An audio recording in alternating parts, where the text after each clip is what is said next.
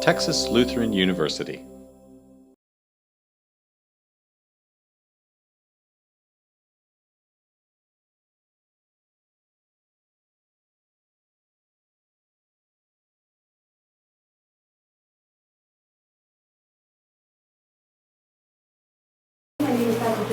I'm the Director of the Center for Mexican American Studies. I welcome you all here. Tonight's presenter is Luis Zelaya. He is an academic scholar and researcher at Texas A&M University. He is currently in his last semester as a doctoral candidate in the Urban Education Ph.D. program at College Station. Previously, he graduated from Texas A&M with a bachelor's in interdisciplinary studies and obtained a master's in curriculum and instruction, specializing in English as a second language. Luis Zelaya is 31 years old and also bilingual. He is a dreamer from Honduras. In 2000, he migrated to the United States as an unaccompanied minor to find his family who were living in Houston, Texas.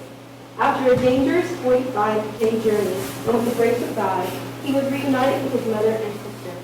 Luis is empowered by his family, beloved by his community, and he challenges students to pursue the power of higher education. Now Luis is a higher education advocate and motivational speaker who seeks to promote human rights and leadership. Luis believes that our education is beyond any individual sense of achievement, as education is the hope of our community and entire nations. It is with great passion that Luis aspires to conduct research that highlights the resilience of thriving students, work with families to ensure their children's academic success, and build strong relationships across the nation to provide great educational opportunities for students, parents, and entire community. With that said, please let's welcome Luis Zelaya.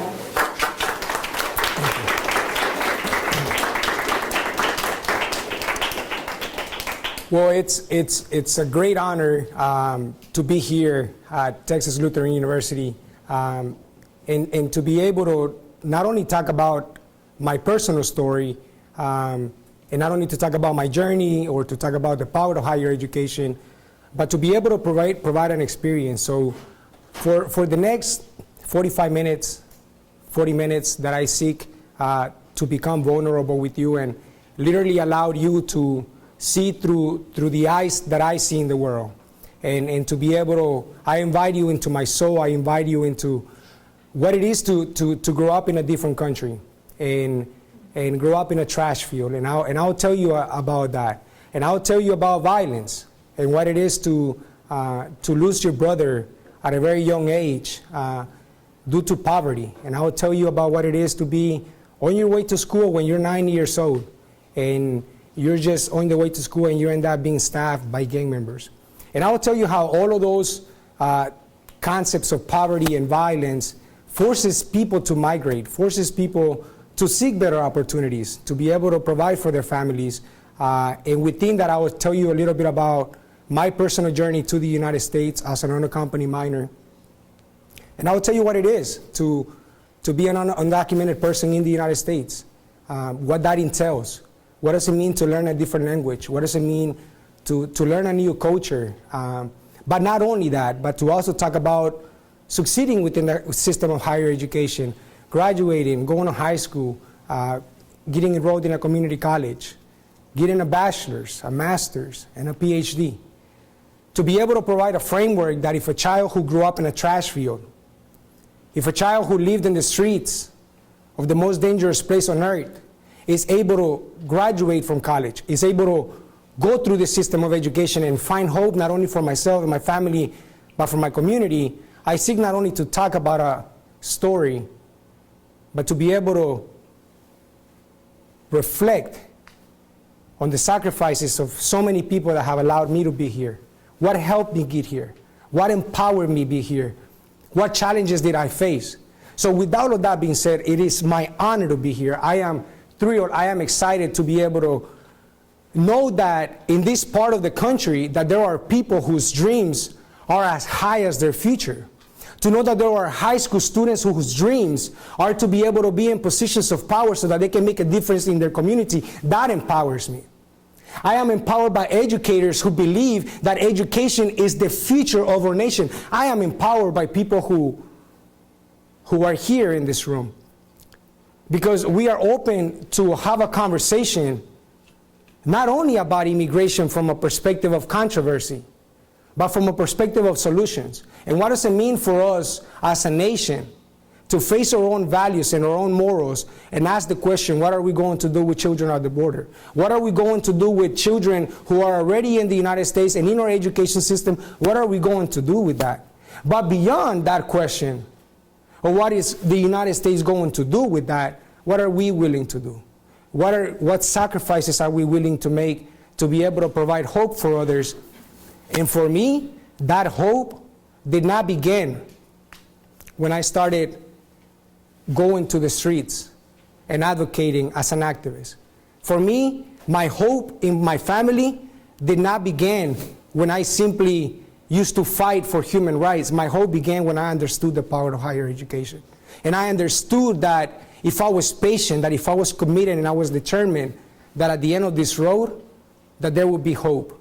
And with all of that being said, I seek to share about a story of an unaccompanied, undocumented student in the United States who might not reflect the entire story of undocumented students, as the stories of different undocumented students in other states does not reflect my story due to different policies. And this goes to an action. This goes to national attention to realize that we have a problem in the United States, that we need to be able to recognize the humanity of undocumented immigrants, not only because of their contributions, not only because they work hard, but also because we are professionals, also because instead of thinking about building walls, we're thinking about building bridges and connecting communities so that we can provide solutions and we can provide hope and we can be able to help our families.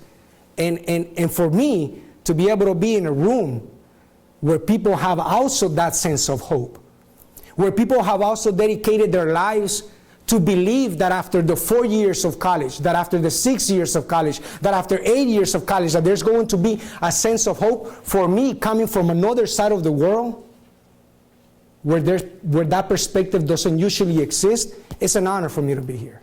It's a great honor for me to be here and to be able to share with you parts of my story.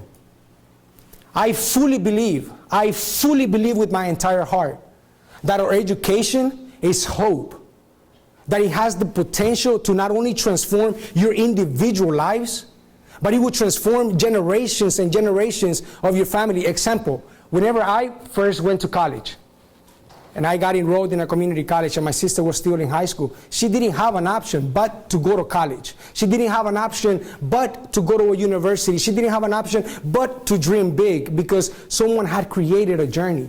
Being a first-generation student, beyond being a barrier or beyond being a challenge, is a beautiful responsibility to carry on, to know that we are walking this world doing something that no one has ever done before, and being able to grab a shelf and create a path for others to also walk that path is beautiful. As a dreamer, as a Latino, as a first-generation student, I have encountered many challenges. But now that I'm nearly done, I can honestly say that I stand on top of those challenges because those challenges have created and have defined my character and have defined the person that I am. And through those challenges, I hope that you're able to see the need for so many solutions. I'll begin with this before I show you a little bit more about a short documentary.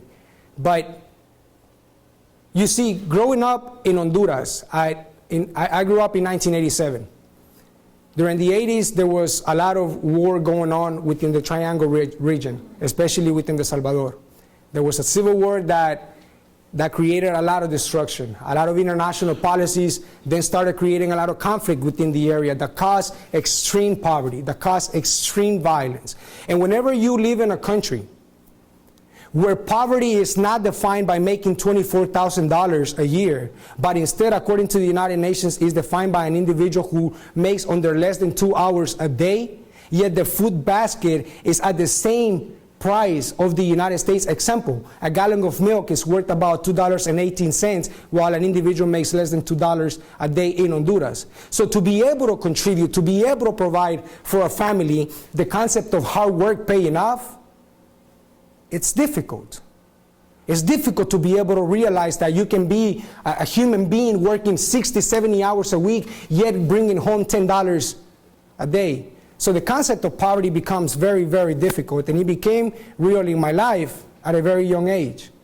You see, I actually grew up in a trash field. Not a trash field like the ones that we see here.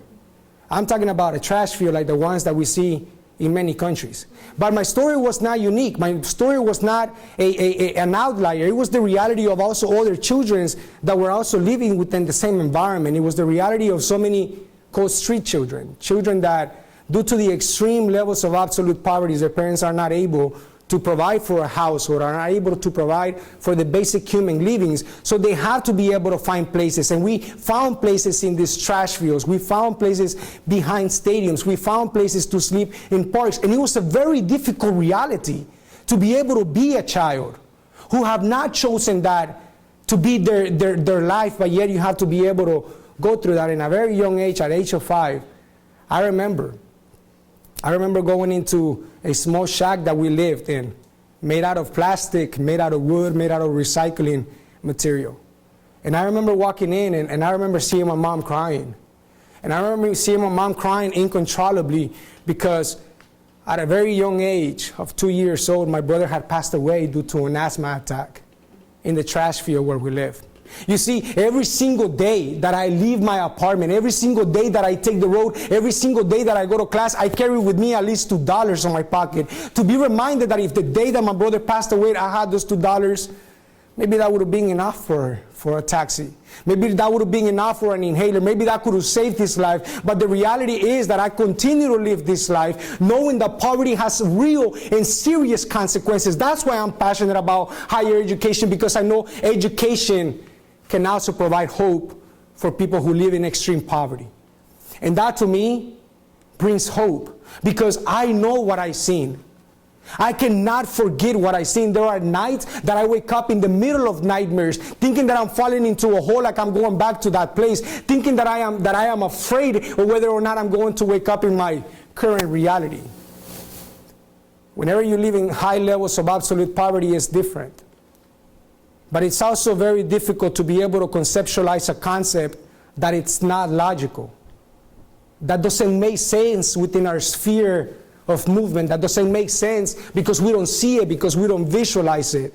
That's why education means so much to me. That's why education for me is hope. That's why education for me provides a sense of being, provides a sense of belonging, provides a sense of acceptance. It was difficult growing up in an environment where poverty is extreme. It was very difficult growing up in a trash field with people who are hardworking, with people who care about their families, with people who want to be able to provide a great future for their children, but because of the social injustices, because of the realities, because of the corruption, because of the impunity that not only Honduras faces, but that the entire world continues to face, children suffer, families suffer. That's what there's hope in education, because education produces doctors. That's what there is hope in education, because education produces teachers. That's what there is hope in education, because education can produce presidents. And those presidents and those people can be able to provide solutions for communities that have not yet been heard or seen, because eyes have not yet seen or heard. And it's difficult to be able to live within this environment, to be able to be a kid and at the age of 7, when you ride a bus and you travel hours across cities to be able to go to a school where the system of education is not the same as the United States, where the system of education actually promotes child labor. Example, in the morning children go to school and in the afternoon they're free, and most children work, or vice versa. They are free in the morning and then they work in the afternoon. Most teachers are always on strikes because the opportunities of payment and employment are very, very little. Again, education can provide hope. Again, education can provide a sense of belonging. But whenever you live in a circumstances where that hope doesn't exist, it becomes a survival of the fittest. It becomes a sense of you losing your brain. I remember being 7 on my way to school. And on my way to school, there was an act of violence, and at the age of 7, I was stabbed on my first time on my way to school, at the age of 7. What do you tell a child who's under those circumstances? At the age of 8 and 9, I was already working in the streets. I was already that kid who used to grab a piece of shirts, rip it into pieces, and head to the street lights with a small little bucket and a little bit of soap, so that whenever that light went on red, it was my opportunity to go green and to be able to clean somebody's windshield. I was that kid that would grab a shoe shiner, and I would go to parks and I would shine people's shoes to be able to get a little bit of money. Work was always that sense that my mother provided within me to be able to be an honest human being. But it's difficult. It's difficult whenever there are little opportunities. And I say all of this so that we can grow a sense of appreciation for the system that we currently live in, because although there are many flaws, we have opportunities to be able to be in a place like this. So many high school students are currently on a college campus. How beautiful is that? That should be celebrated. That's something that we need to continue to grow, so that more high school students becomes their culture, that it doesn't end in high school, but it continues to college, and that it doesn't end at the bachelor's, that it continues to the master's, and that it doesn't end at the master's, that he continues to PhDs, that he continues to med school, that he continues to law degrees, because that's our culture. And that's how we should think. That the world is not even the limit, but our imagination. And that our imagination should be led by the sacrifices that so many members in our communities have made. It is difficult to grow up in an environment where poverty and violence are your norm. Whenever you're a street child and you're begging for food. But the reality is that the conditions are extreme, and people migrate, and people escape, and people go to different places, not necessarily to have a better life, not necessarily to break the law, not necessarily to become a rebel, but to live. But to be able to live, but to be able to have a sense of life, and to be able to survive. And that was my story since a very young kid. Growing up and seeing all of these things at a very young age is something that impacted me, something that defined me, something that created a lot of pain and a lot of suffering within myself. But I had to carry through. I had to keep on going. At the age of 11 years old, in year 1998, Hurricane Mitch destroyed the country. It created a lot of destruction. It created extreme destruction. Imagine these trash fields, all of a sudden being flooded by not clean rivers. And these families all of a sudden are left to die, are left by themselves. And that was the reality of people that live in the trash fields. So whenever the water was rising, we had to escape. We had to go to places. There were no ambulances to take us from one city to the other. There was no humanitarian aid at the moment. There was no clean water. It was extreme desperation that was guiding the country. And for that reason, many families started migrating. They went to Guatemala. They went to Spain. Many people went to the United States. And many people would travel to be able to provide a sense of, again, life. And within those people that migrated was my mother and my younger sister. And she migrated to the United States whenever I was 11 years old. Many times we don't understand why a mother would leave a son or a child behind and only bring a child.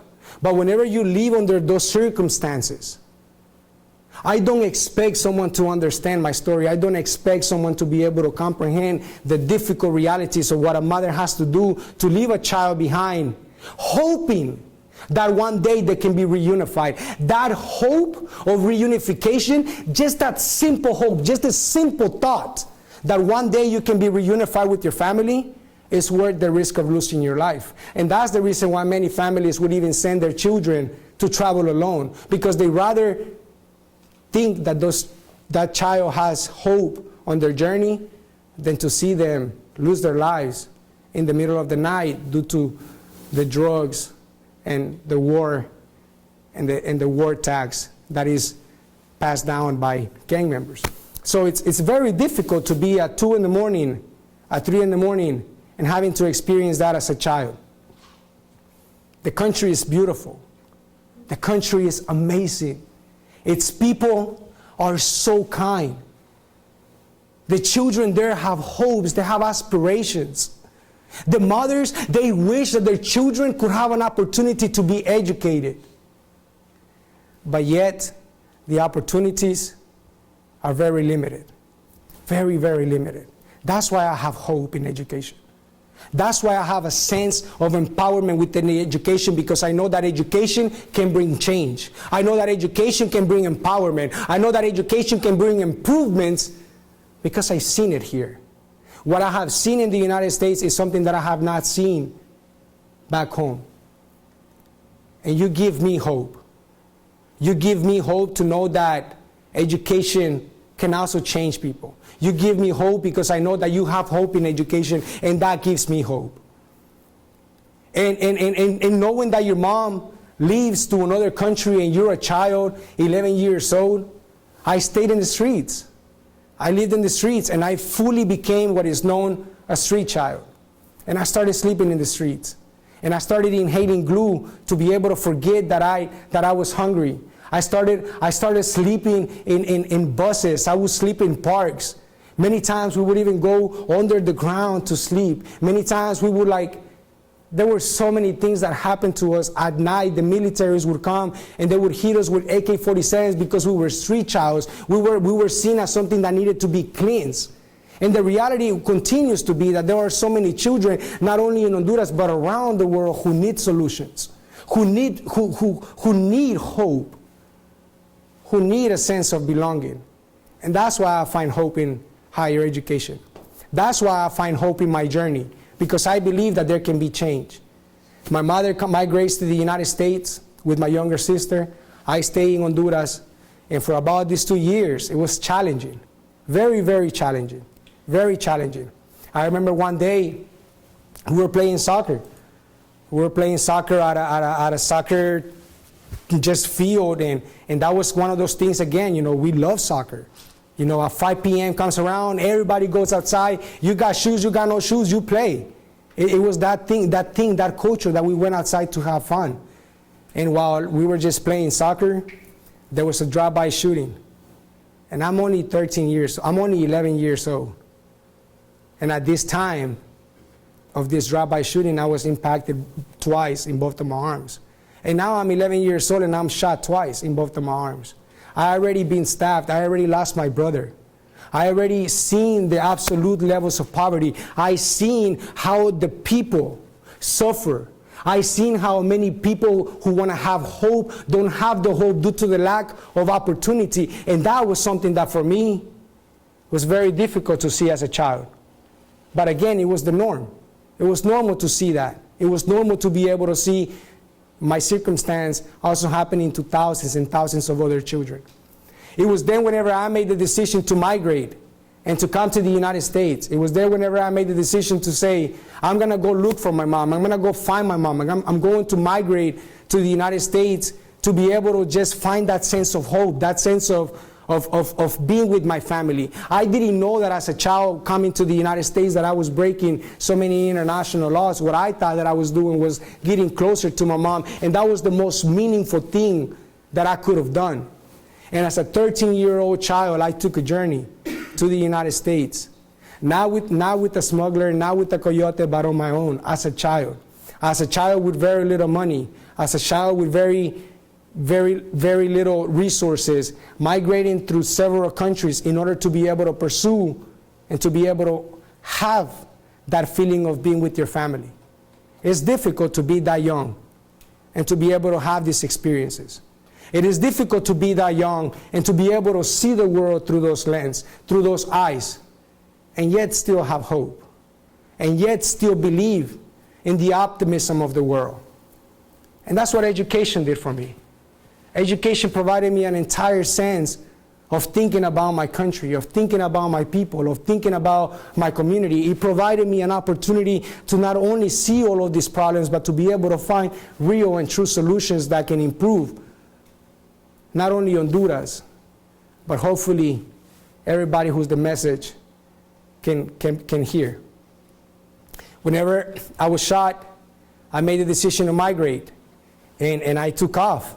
I took off just like thousands and thousands and thousands of children take off their countries and migrate and take a journey that might be so risky and so difficult, but that sense of hope that the journey provides is worth more than continuing to suffer. So at the age of 13, I migrated, and I did what these children did. And I walked the desert, and I rode the train, and I saw people lose their lives on their journey, and we were beaten in the deserts, and we were robbed, and so many things happened on that journey that made me realize that maybe I couldn't make it the next day.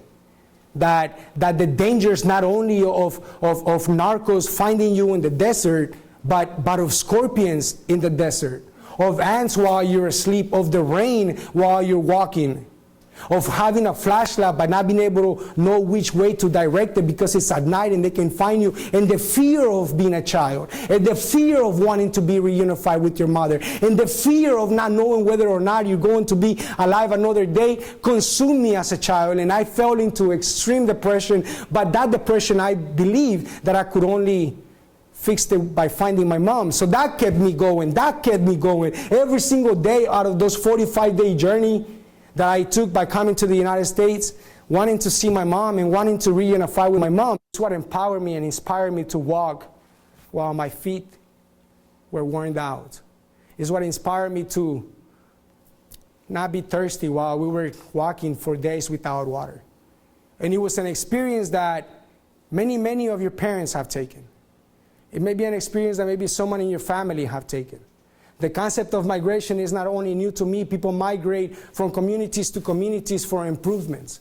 And you are here, many of you are here because of those sacrifices that your parents made, because of that journey that your parents made, the opportunities that you have by being a first-generation student, a second-generation student, are not simply because of your achievements or what you have done, but because people have sacrificed, have made incredible sacrifices so that we have an opportunity. Yes, sure, my mom couldn't make it to every single one of my parent-teacher meetings. But there was not a single day that I lacked food or water or a roof over my head. Yes, my dad maybe didn't make it to every single one of my soccer games because he had 3 jobs and he had to be able to provide for that hope of one day me attending a community college. I am the sacrifices, I am the tears, and I am the sweats of a family who have put their hopes in my education. You may not see her here, but my mom walks with me everywhere I go. Why? Because she's my hero. Because she has inspired me and empowered me to know and to believe that what she did by sacrificing her life to come to this country has opened up so many opportunities for me. Therefore, it is difficult for me to accept the narrative that undocumented immigrants are criminals. For me, it is difficult to understand the narrative that unaccompanied minors should be separated from their families. Because for me, it's beyond a narrative. Because for me, it's beyond a topic. For me, it's reality. When I hear these things on the news, I hear about my community. Whenever I hear about these things in the nation, I hear about my mom. And it is imperative for us to be able to stand and to be able to protect the rights of those most vulnerable. And education gives us that opportunity. Higher education gives us a voice, gives us a space, and gives us a platform to be able to find those type of solutions. And for me, I'm interested in the world to experience the power of education, because for me, I didn't experience it in elementary. I didn't experience it in middle school. I experienced it in college because I didn't understand the mainstream culture until I went to a community college. I was in an ESL classroom all the way until high school. So it was difficult. So my sense of hope comes from college. My sense of belonging coming from the opportunities that the system of higher education has provided. These are some of the pictures of the journey, of what it means to migrate, of what it means to travel thousands and thousands of miles, simply with that sense of hope. That's the Rio Grande. After 45 days of a very difficult journey and seeing many seeing people lose their lives, seeing people fall off the train, seeing kids being abused, it traumatizes you. But again, wanting to see my family kept me going. And I made it to the Rio Grande. And once I saw it and I swam across, I thought that once I touched American soil, I honestly believed that as a 13-year-old kid who had put so much hope in touching that beautiful land, I believed that as soon as I touched that land, that my life would change. I believed that I was going to see my mom. I believed that my mom would magically appear out of nowhere because it was the United States, because it was the home of the free, it was the land of the brave. It was a place where I could finally feel secure. But my reality was different. When I swim across and I'm on the other side and I'm left alone and hours pass by and you just keep walking and there is no water and you start feeling dehydrated and you can't find any help. As a child, what I did was one of the things that I thought could take away that fear, and was try to go to sleep. And I went to go sleep next to a bush. Hours later, I just remember seeing that man wake me up, a man with a green uniform, and he asked me to get up. An immigration officer had found me in the desert. And I was treated with humanity. And I was treated with grace. And I was treated like a human being. I was helped. I was treated as a refugee. They were able to understand that I was running away to be able to find protection, and I was allowed in the United States. And they took me to a detention center, and I lived there, and then they took me to a shelter, and I lived there for about 2 months. And although in that shelter I had a house, although in that shelter I had a bed, although in that shelter I had food, although in that shelter I had water to shower, I still didn't have my mom. I still didn't have my sister. I still feared being deported back to Honduras. And it frightened me every single day I lived in the shelter. It frightened me every single day that I was there, not knowing what would happen to me at the age of 13. A social worker asked information about my mom. And what I remember having, the only thing I had about my mom was a phone number. And that phone number was the phone number to the shelter where my mom was living in Houston, Texas. My mom was living at an immigration shelter with my younger sister because they couldn't afford it. Because it was difficult back then. It was different back then. Thankfully, that social worker that I gave my phone number to worked extremely hard to be able to find my mother. And I remember one day being in the shelter, and I remember another immigration officer going inside and just telling me number 7, because I wasn't even Jose Luis. I was number 7, and they said, number 7, let's go. And they're not allowed to tell you where you're going. They're not allowed to say bye, because you're not allowed to say whether you're being reunified or whether you're being deported. So that fear of leaving the shelter and not knowing where to go, once again, was very difficult to be able to cope with. And the immigration officer tells me, we're going to go to this other facility.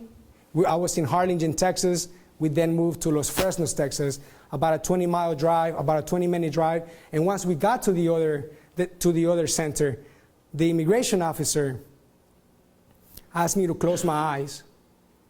And he opened the door. And as he opened the door and he told me to open my eyes and to walk in, there was a beautiful lady with a beautiful red dress and a beautiful red lipstick, who I hadn't seen in almost 2 years. The reason of why I came to this country was right in front of me. And I ran to her, and I hugged her, and I kissed her, and I told her that I loved her so much and that she was my reason to live and my life changed. The moment that I reunified with my mother, my life changed. My sense of hope, every sacrifice, everything is like it had been erased, and my entire life had a new beginning. There was my mom. I had the opportunity to be reunified with my mom. I had the opportunity of having grace. I had the opportunity of being allowed in the United States due to fear of persecution within my own nation. And then they had my mom travel from Houston all the way to Los Fresnos. And we reunified there. They allowed us to take a Greyhound bus and make it to what would become my new home.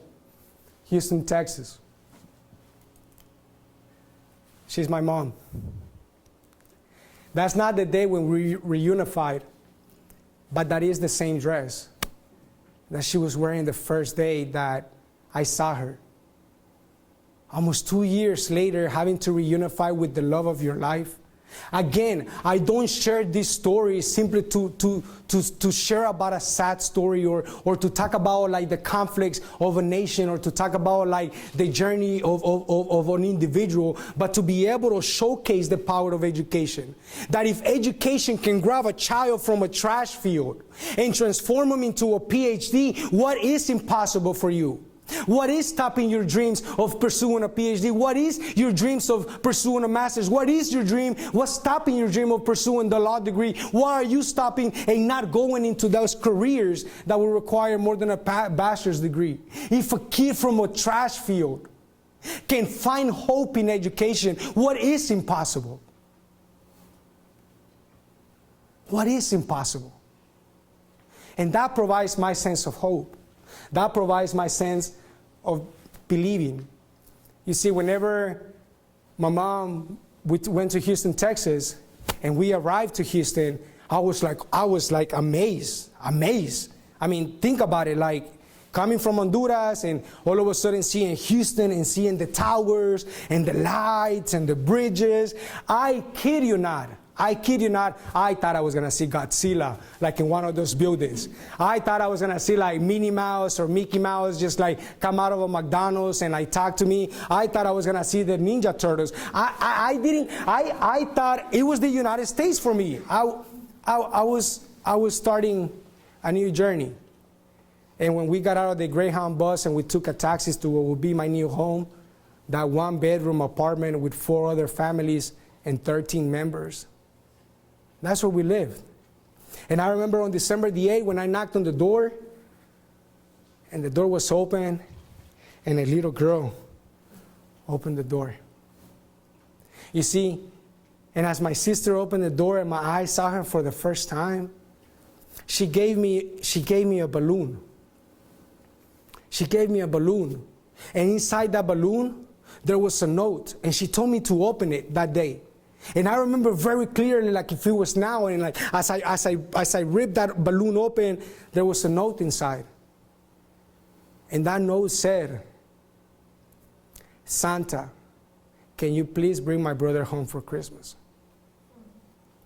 And my sister, on every single Christmas day, would put that letter inside that balloon and would let it go into the air so maybe God would answer that prayer faster. But the day that we reunified, if you can see that balloon in the back, that is the same balloon that my sister gave me. And it was one of those things that completely changed my life, to know that a kid would do something like that a kid would find hope in a prayer, that a child, that my sister missed me so much and that there I was in front of her. It empowered me. And it made me want to be a good brother for my sister. Because there she was, and we have now finally been reunified. My mom. This is how it started. You see, my mom grabbed a mop so that I can grab a mic. You see, my mom, she cleaned an office so that I can work in one. You see, my mom, she busted her back so that I can see the future. My mom worked so many jobs to be able to provide us an opportunity that she oftentimes wouldn't even buy herself a Coke, but she would give us the best school materials. And that's my mom. So I'm an individual that without even knowing how the professional system would work, she would create a business card because she wanted more work. She created a business card because she believed that the more homes she cleaned, that the higher opportunity we had to go to college. And that empowered me. That empowered me to know that this is the result of that.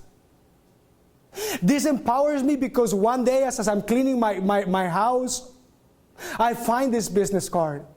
And I get these chills and I just reflect and I say, thank you. Because the way my business cards now look like come from there. Because my life comes from there and her sacrifices and what she chose to believe and what she chose to sacrifice. Once I came to the United States and I met with my mom very quickly enrolled me in school. She very quickly wanted me to be plugged in and to be able to understand the system, and that I was here on a Monday, and on a Tuesday we were already getting enrolled in school. And my mom told me that what I had to do was to go to school, that school was going to get us out of something, that school was going to provide hope for us, that if I went to school, I wouldn't have to do the things that she did. And she always inspired me. She always encouraged me to be able to find hope in education. And by enrolling me in school, I met Mrs. Wright. Mrs. Wright was my 7th grade teacher, the first teacher I ever had in the United States. The first teacher I ever met in the United States. The first teacher that could actually communicate with me in my own language. A teacher who cares so much about me that she stayed on a Saturday to be able to teach me how to type on a keyboard because I had never seen a computer before. A teacher who cares so much about me that she taught me how to properly spell crocodile without having to cheat on a quiz. She taught me so many beautiful values that she may not even know how much she impacted me. I only met her for 3 months. I only had her for 1 semester, and then I transferred schools. But she empowered me. And she allowed me to find hope in something I had never met before. And it was school. It was school. Because before, my 24/7 was not in a classroom. Before, my 24/7 was not at a university. My 24/7 was in a whole different environment, and my life started there, in an elementary, in a middle school. And then I transferred, and then I went into another school. And as a person who was undocumented, it was very, very, very difficult to navigate the system.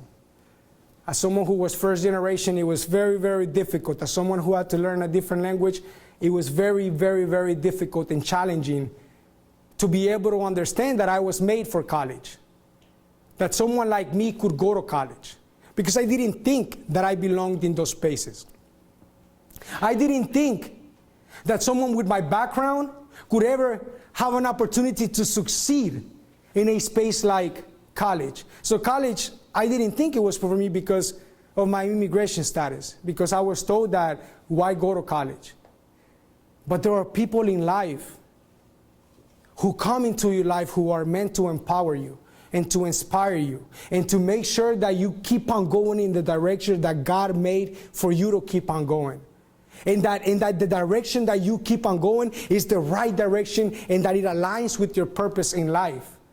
And although I believe that I wanted to drop out of school, she believed in me and she said, you will graduate. Although I believe that I cannot go to college because I'm undocumented, she said, because you are undocumented does not mean you can't go to college. I said, because I am done. And she said, I care about what happens to you. I said, no one cares about me. And she said, you will graduate.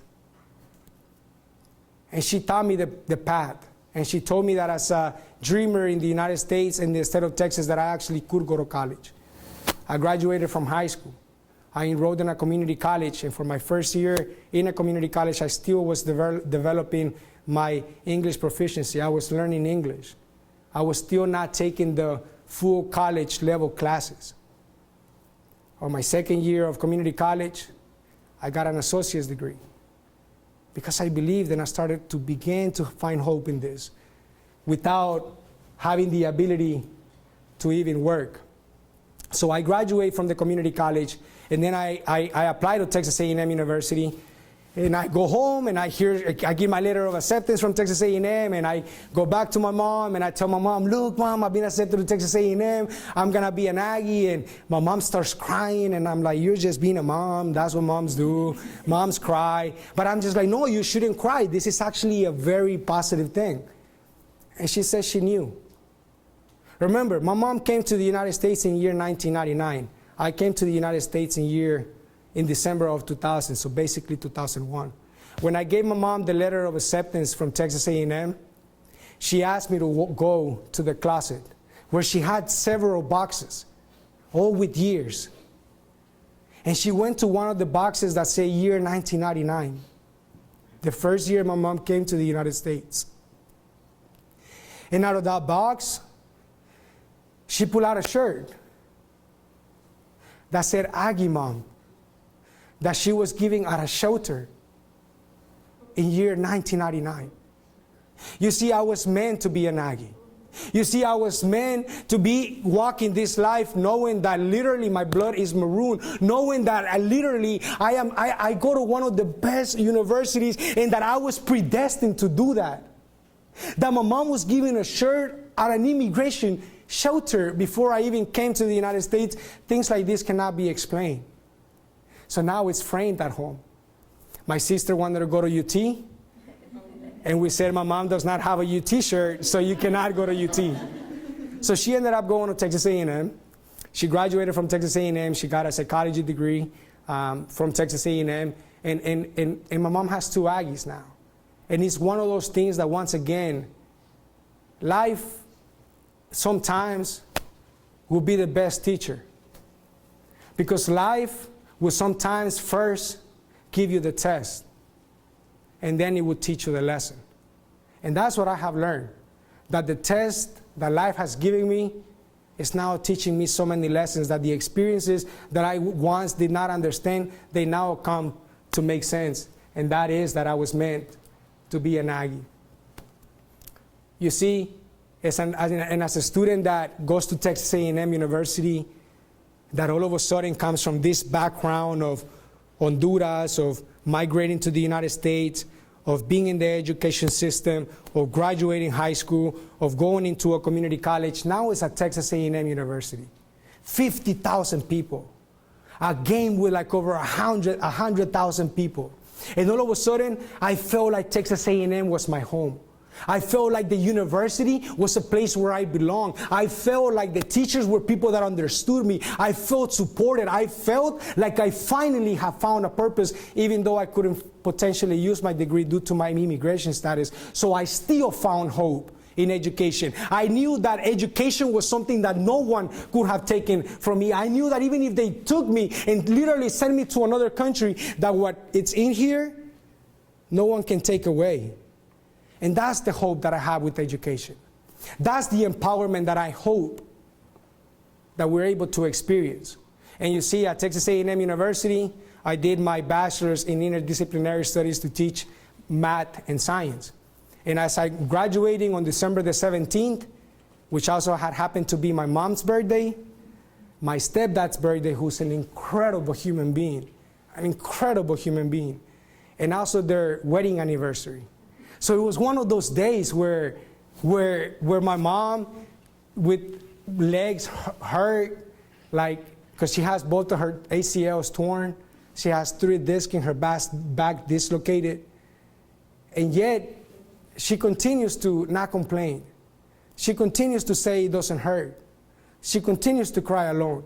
That's why I have hope in education, because I can't wait until I'm able to help my family, until I'm able to fully exercise the power of this degree and be able to make an impact, not only within my community, but within the ones that I love the most. And that's the power that I have experienced through education. I have seen it. I have seen the power that education can provide. And there I am at Texas A&M, about a week before graduation, knowing that it's going to be such a beautiful day because my parents' birthday and their wedding anniversary, and I get a phone call from the president of the university asking me if I wanted to give the invocation speech as an undocumented person. And the day that I graduated, the night before, I couldn't even go to sleep, thinking that 12 years before, my reality was in a trash field. And that there I was, ironing my clothes and ironing my suit to walk into a stage. And not only to sit with the graduates, but to sit next to the president. And once I grabbed the opportunity to give the invocation speech, and I looked to the right where my mom was sitting, I just looked at her and I said, "Happy birthday." And I gave her a kiss. Because at the end of the day, that degree was also hers. At the end of the day, that graduation meant to happen on her birthday because it was also her celebration.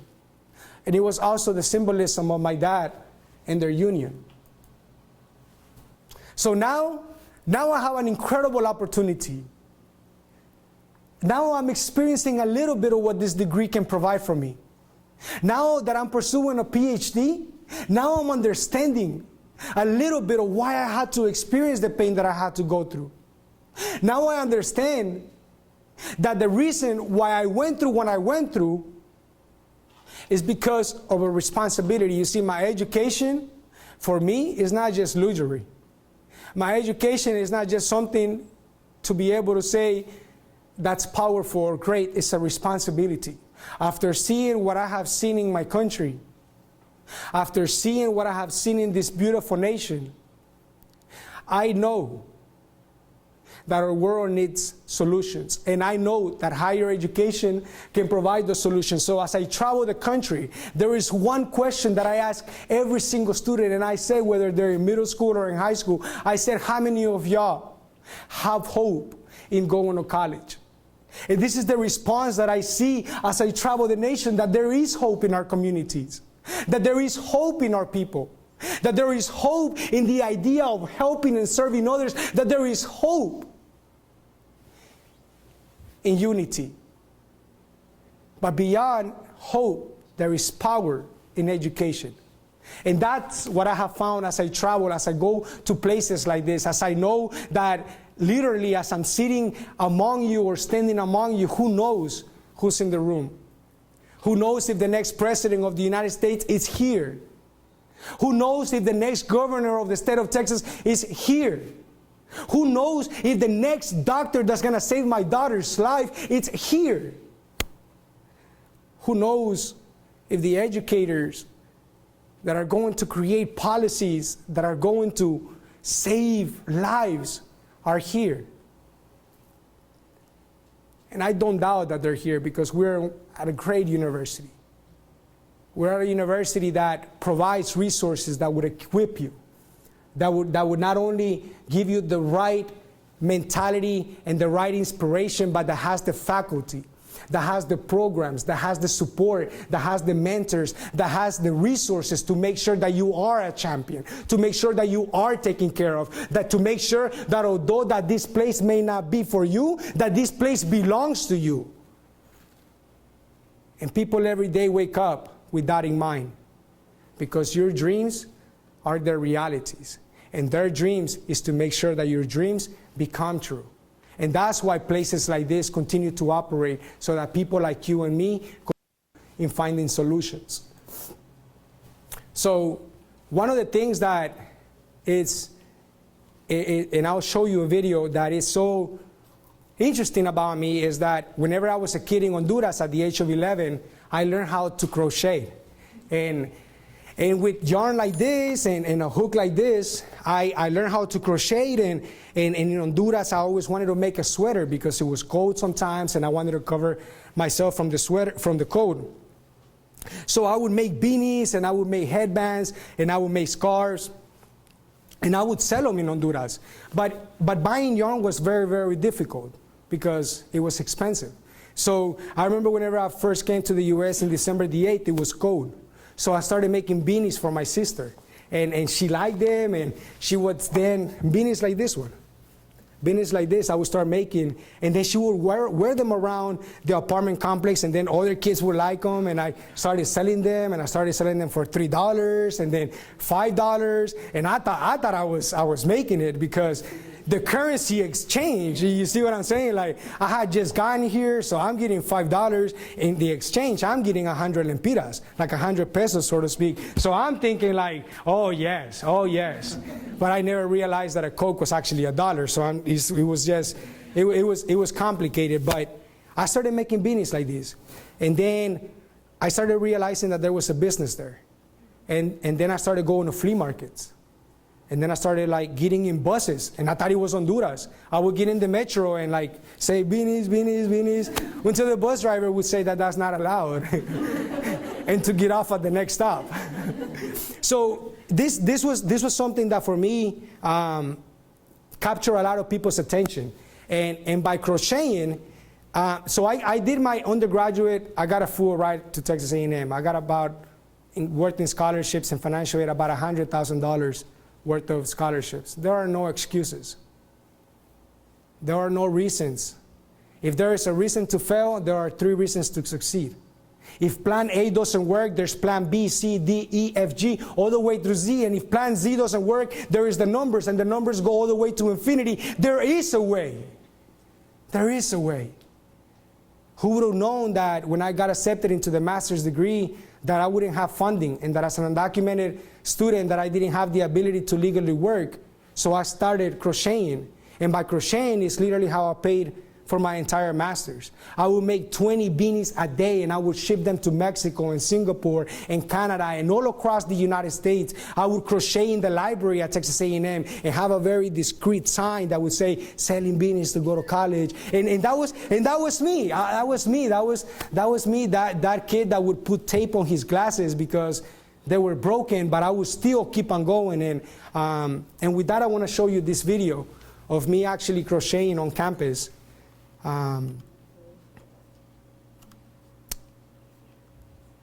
To pay for school.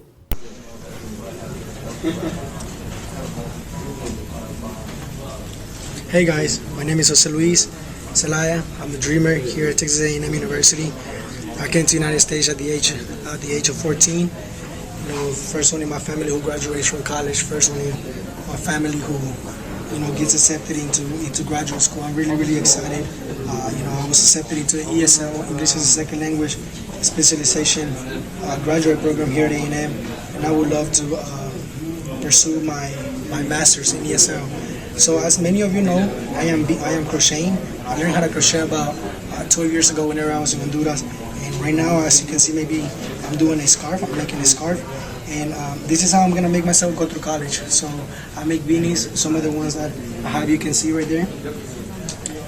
I sell them for $15, and I do ship. I ship them to anywhere in the United States, in Canada, or wherever you want me to send them. So I would really appreciate your help. I would really appreciate if you can help me out, make my dream come true, which is the one that to be able to go to college. So if you want more information, you can check out my Facebook page, Dream Beanies, or you can email me at dreambbeanies2@gmail.com, or you can call me or text me at 713-837-6970. Thank you so much for for giving me this opportunity to talk to y'all, for supporting me, for all the love that you have been showing to me. So make your orders, and really appreciate it.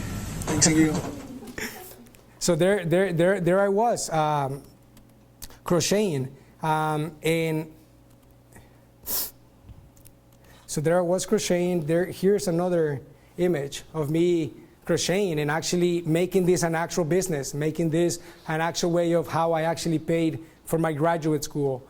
They told me that as an undocumented student, I couldn't be employed, but they never told me that I couldn't be my own boss. And that's exactly what I did. It was that mentality of thriving that our community continues to have, that whenever there is a crisis, that we actually make opportunities out of that. And that's what happened to me. I graduated with my master's program, and then my life changed. And then my life completely, incredibly changed. By just meeting somebody, by just meeting people who care about you and who believe in you, and even if your dream sounds so crazy to someone else who called you crazy, some dreams would actually make sense to some people, and they would empower you to believe. Even if you tell them that you want to be president of your own nation, they would believe you, and they would support you, and they would be there for you because they can see it. And that was my reality. Imagine that child growing up in a trash field, graduating from a master's at Texas A&M University. And then I had the incredible honor, and we have the incredible honor today, that I met Dr. Carter, who happens to be with us here in our audience. And she was my chair at Texas A&M University. She has been my mentor. She recruited me into a Ph.D. program. She gave me the opportunity to continue to mature into a degree that would expand my mind, that would give me the resources, that would empower me with understanding that my story was not just a story of sadness, but it was a story of power, and that within power can come solutions, and I continue to believe in that. And once I became part of this PhD program, I had the opportunity to develop, to change, to increase my awareness. And that's why I tell you, pursue postgraduate degrees. That's why I tell you, if you graduate with a bachelor's, keep on going. It's okay to live 2 more years broke. It'll be worth it. It's okay. Because if there is a time that you know how to be broke, it's now. If there is a time that you know how to survive with little, it's now. I am 31 years old and I am going to be a doctor at the age of 31. That is the most beautiful thing that I have done with my youth, to dedicate it to higher education, to dedicate it to finding hopes and solutions. And now, that's the reason why I happen to be here. That's the reason why I got invited here. There are so many unaccompanied minors in the nation. There are so many doctors in the nation. There are so many Hondurans and the first generations in the nation. But the reason why I'm here, and the reason why you're here, and the probabilities of both of us being here are very minuscule. So for me, this moment is so special. It's so meaningful. And it's such an honor to be in your presence because of the power that your education will provide to the world, because of the experiences that you have lived, because of the sacrifices that only you and your family can understand. Therefore, the solutions that you can provide are unique. And that's why I'm here. That's why I'm here. Because people hear my story and they find something unique. But what's unique about it is my passion and my hope for education, because I fully believe in it. So there's my mom. When I graduated with my bachelor's, I told you she couldn't even walk. And there she is, always wearing red dress. And there I am, graduating with my master's. And every day she's asking, so when is graduation? When is graduation?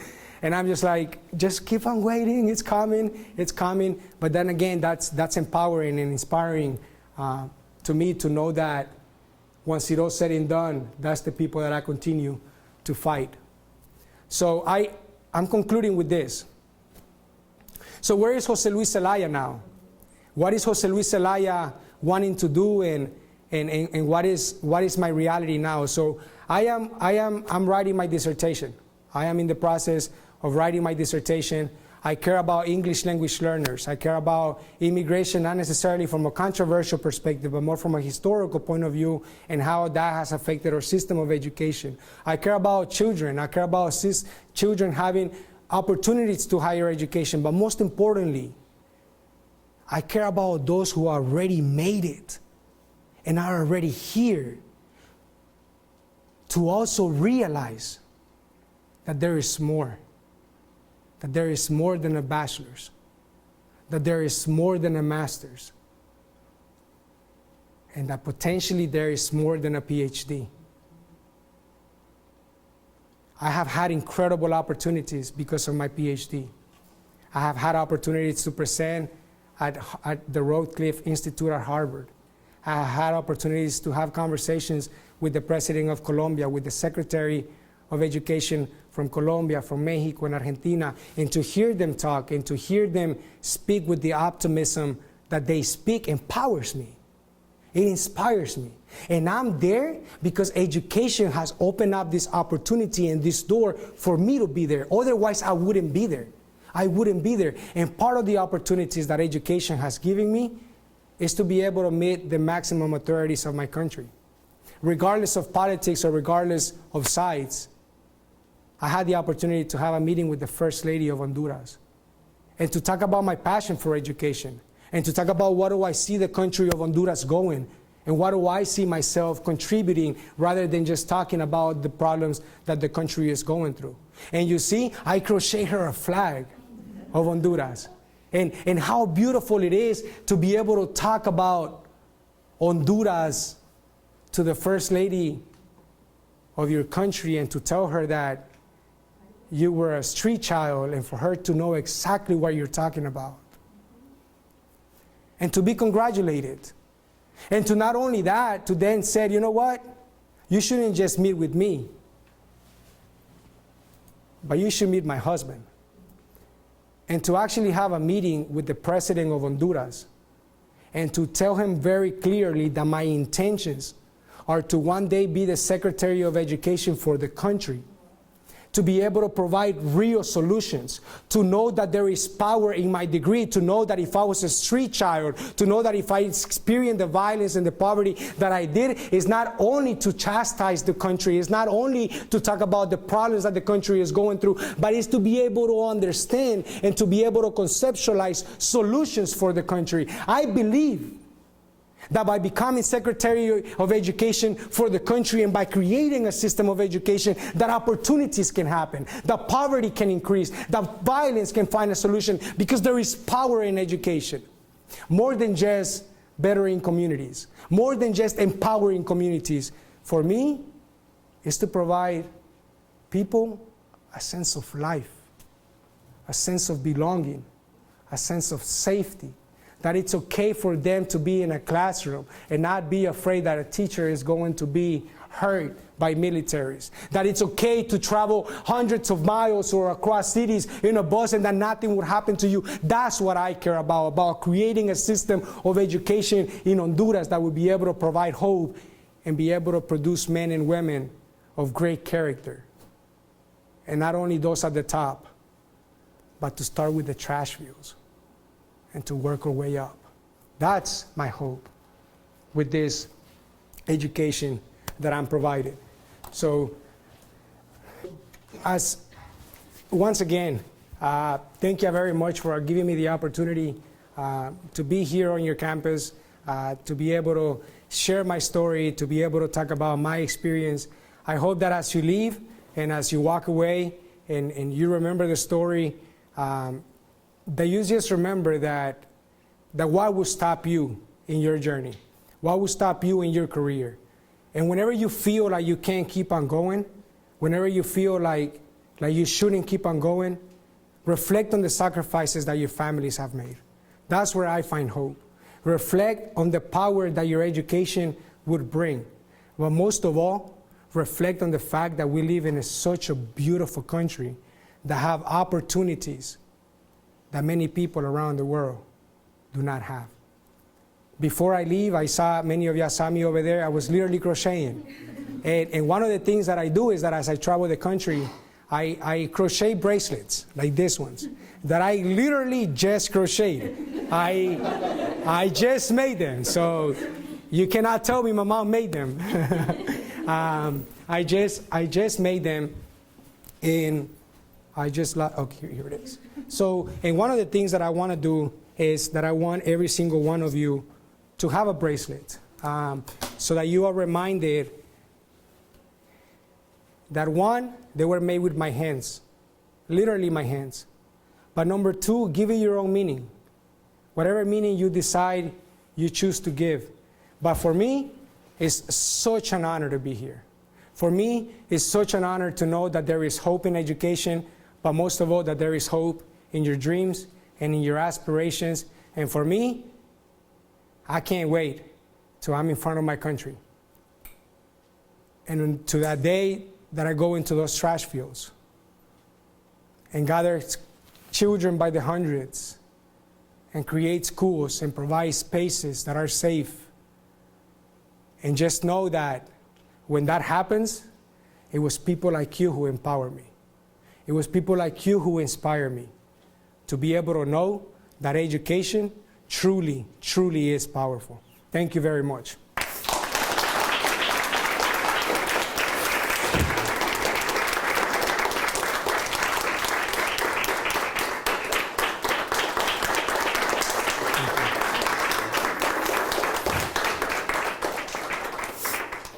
Would anyone like to ask any questions? Because we have a few minutes.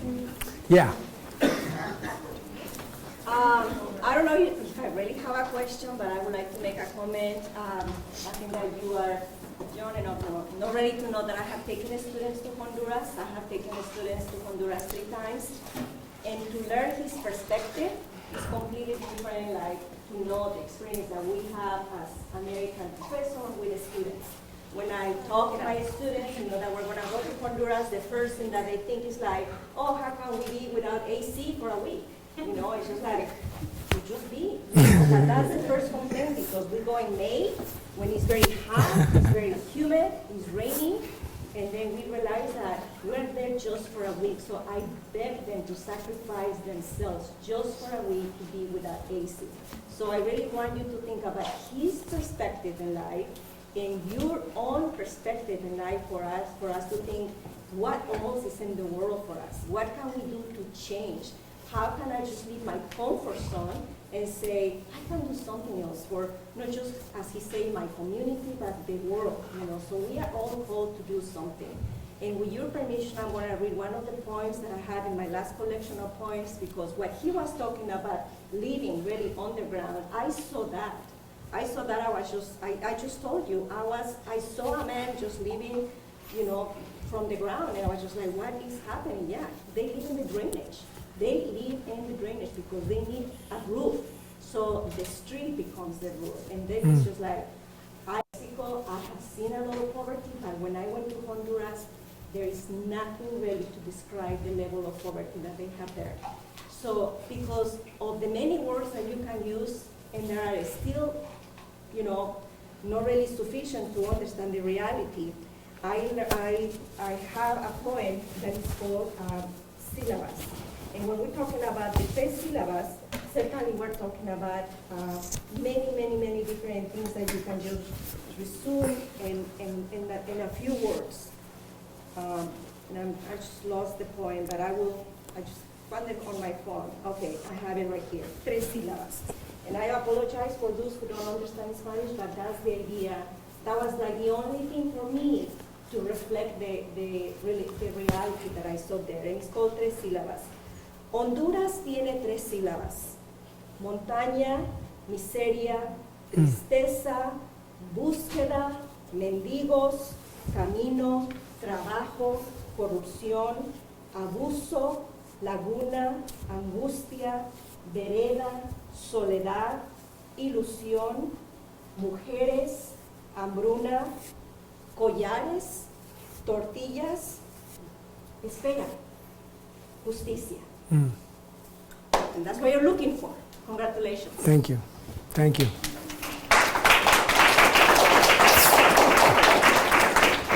Does anybody have any other questions? So because she asked a question, she's going to get a beanie that I made. Does anybody else have a question? I don't have a question, I just have, I guess, a statement, but I know like myself and like people that I know take education for granted. Like they don't realize like the struggles other people face. And I feel like you just like reminded me of like why my mom came here, and like, because I haven't like, I think I consider myself lucky, and I know others do as well. And I know that like, I feel like we just need to be reminded that we need to keep going, and there's hope in that nothing is impossible. Because I'm always like, oh, I'm gonna stop at my master's, or like I might just take the easy way, but like nothing in life is easy. And I'm like so grateful that you talked to us about that and reminded me like education is really important. Of course. Which one do you want? She just wanted the beanie. Yeah. So, I know how you said that your mom and your sister was, the reason, you pushed through, but how did you do that? Yeah, so that's great. So when I talk about, my mom and my sister being my source of motivation, I talk about, the lowest point of my life. Whenever I'm I can't no more. But of course, there were, a great number of mentors. There was a great number of people in my community who I identified as people that could help me because they already had made it. I'll give you a very clear example. Dr. Carter. Dr. Carter is here with us right now. She recruited me into the Ph.D. program. If I would have not met her, I would not be in a PhD program. Simple as that. So how did I make it all the way here? It's a huge number of people, a large number of people who have contributed to encouraging me, but also to try to step on me and encourage me that way.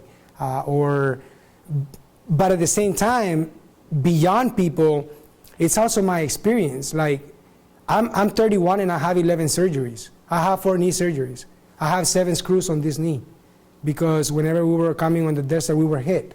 I have an entire nose reconstruction.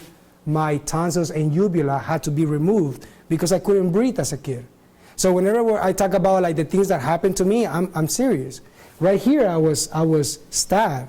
I was shot in both of my arms. So all I have to do is just feel my pain as well to be encouraged and to be motivated. So systems, individual experiences, but as well my family, like that's my echo, that's my trampoline. That's when I know that if I think that a master's is enough and that I should go to work now, I think about the power that my PhD would do.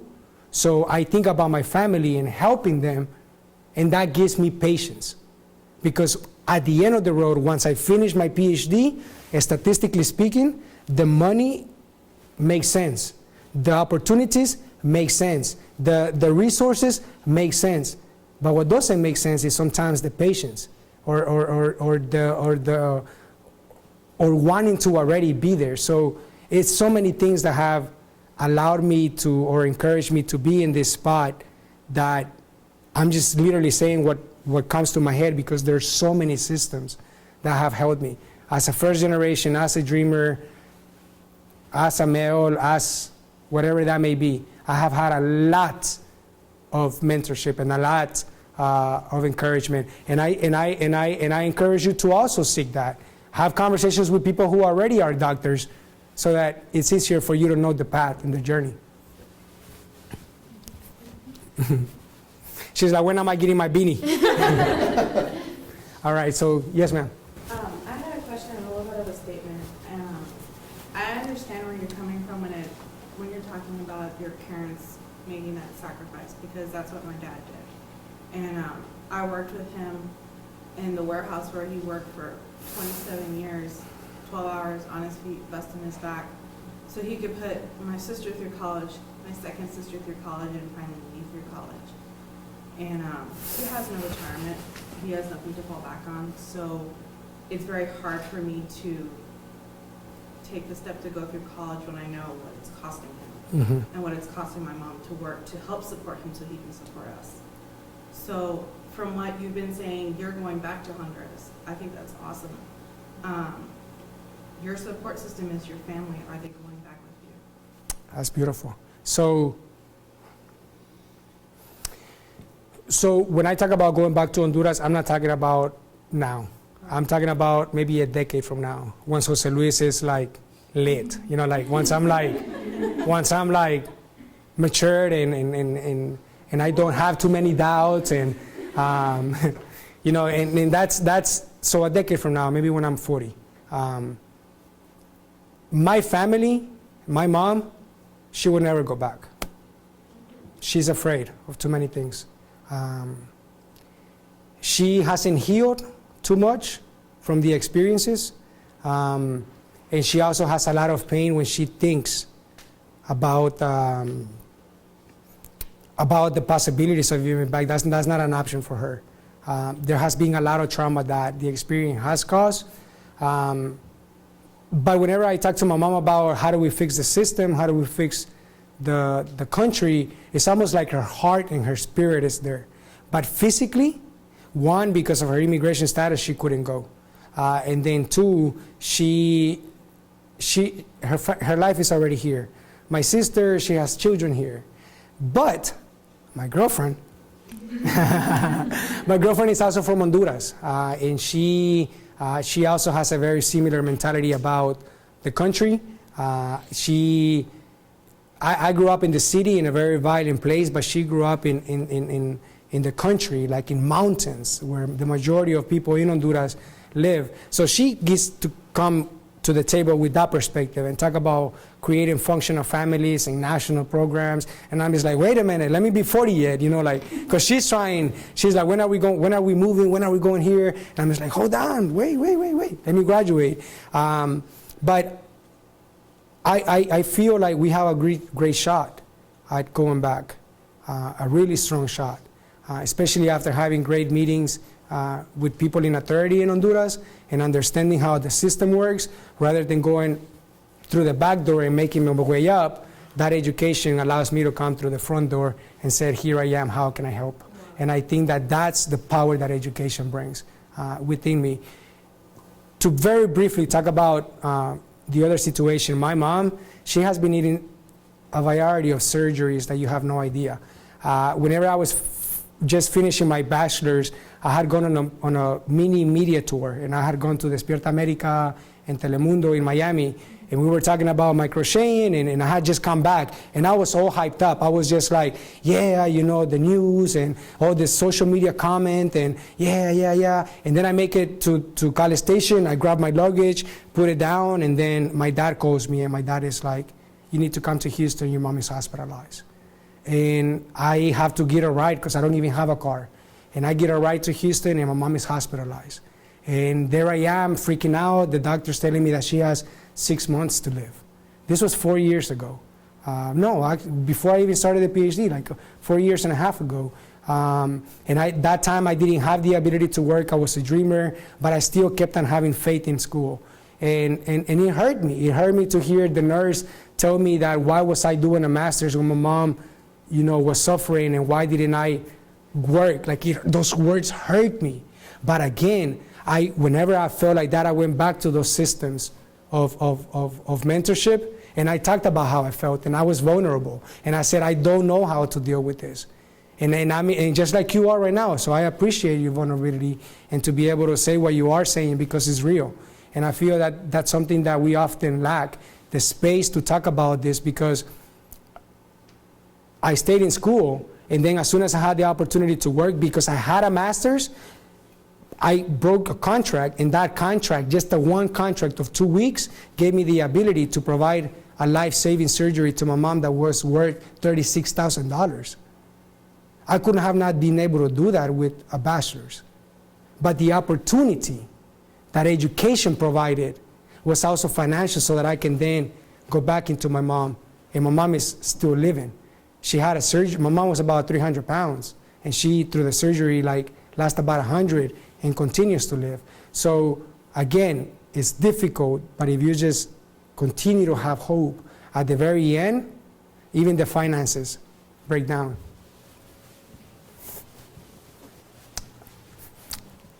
So there's one more. I have a comment. Yeah.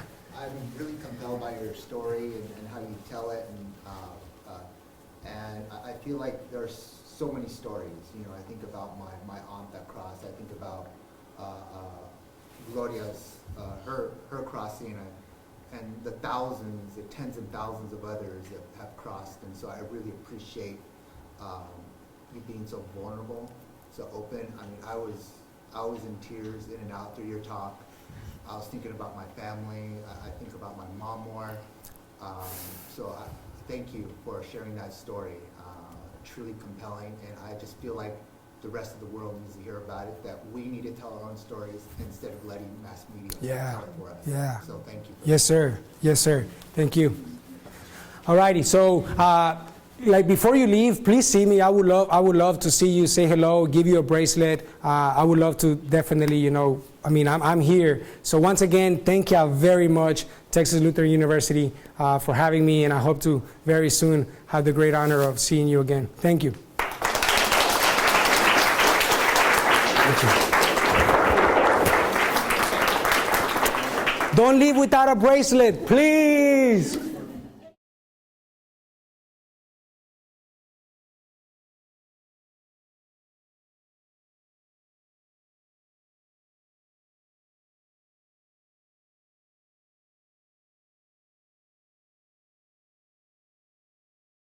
For more information, please visit tlu.edu.